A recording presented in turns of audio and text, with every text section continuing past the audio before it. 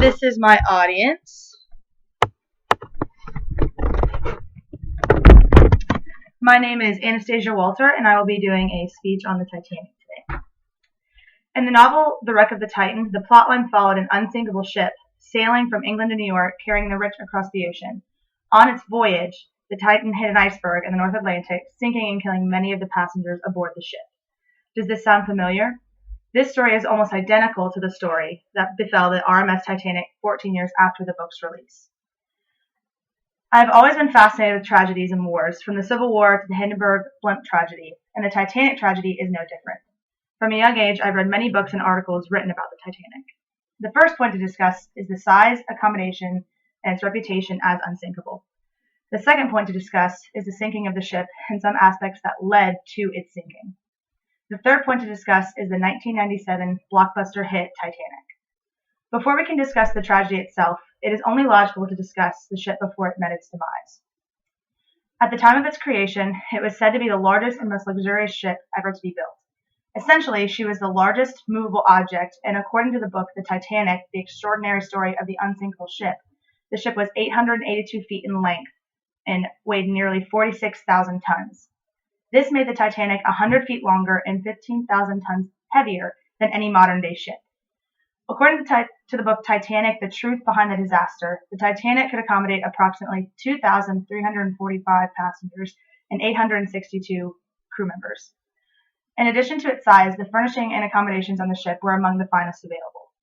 The first-class suites on the ship contained a sitting room, 2 bedrooms, 2 wardrobe rooms, a private bath, as well as a private bathroom. Also on the first-class deck was the first-class dining room, capable of holding approximately 500 passengers at one time, depicted in a few scenes in James Cameron's film Titanic.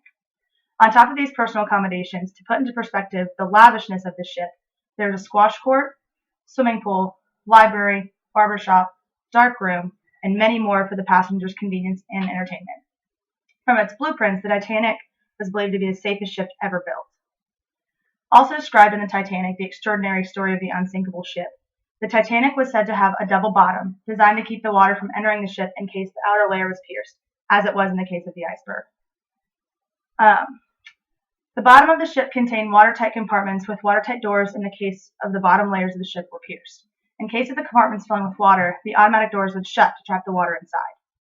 Because of these safety features, the Titanic was thought to be unsinkable. With a little bit of background on the Titanic out of the way, the tragedy is what truly made this ship famous. The Titanic hit the iceberg 4 days after its departure towards New York with no treacherous conditions.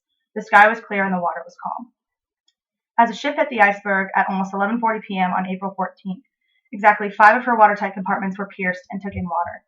The ship was only able to handle 4 of the compartments being filled with water.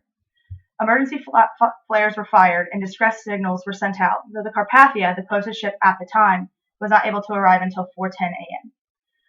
The ship only had around 20 lifeboats on the ship, enough for only around half of the 2,200 passengers aboard the ship.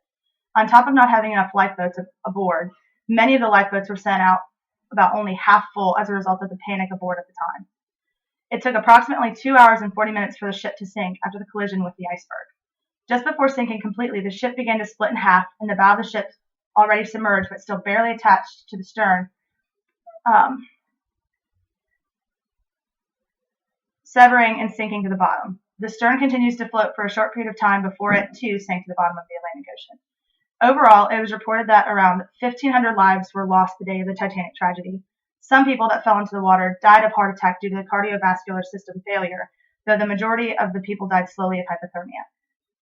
As a result of the flawed lifeboat systems, an international ice patrol was created to monitor icebergs in the North Atlantic, and maritime safety regulations were amended through the International Convention for Safety of Life at Sea. Both of these regulations are still in place today.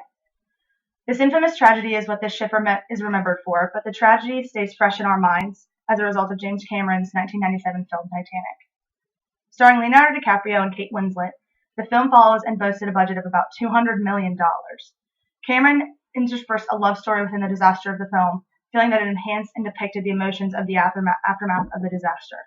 The film, released on December 19, 1997, was nominated for 14 Academy Awards and won 11 Oscars, including Best Picture and Best Director. This film remained the highest grossing film of all time until Cameron's 2010 film Avatar. Let's review what we've discussed. First, I discussed the ship itself. Second, I discussed the sinking of the ship. And third, I discussed James Cameron's 1997 Titanic. Remembering the novel The Wreck of the Titan, after reviewing the aspects of the Titanic from 1914, it now seems like an eerie prediction of the tragedy to come. Whether or not it was a true prediction, the Titanic is an event that will remain in the memory of many people.